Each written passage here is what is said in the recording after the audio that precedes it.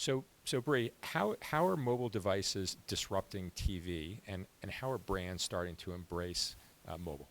I would argue that mobile devices are actually, in some ways, enhancing TV viewing. I think when you talk about a second screen experience, you have potentially a much more immersive, certainly a much more social experience. From a brand perspective, there's a huge amount more data and more ways to engage that aren't necessarily disruptive. I think also when you talk about this space, you have to talk about the unbundling of content and data.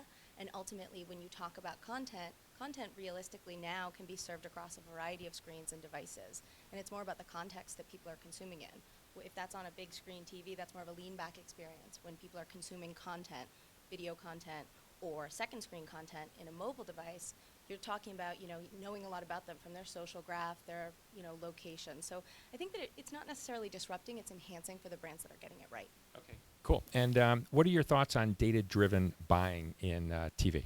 I mean, I think data-driven buying in TV is what everyone's talking about and what we absolutely should be talking about.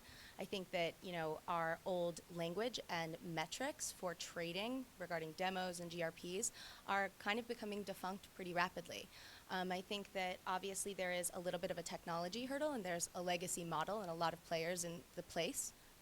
But I think that from a brand perspective and from a client perspective, I know that we at agencies, it's our responsibility to talk to clients about how they can be more addressable about new buying methods, whether that's programmatic or whether that's just leveraging data to inform, our programming choices. Are there any key challenges with leveraging data for ad buying?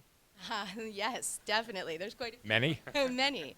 I mean, I think that the two biggest ones are probably, certainly in the TV space, is scale, and across the board is attribution and measurement. I mean, I think that that's something that we get a lot of questions about, and I don't think that there are perfect answers, but I think it's right that people are finally starting to ask those questions.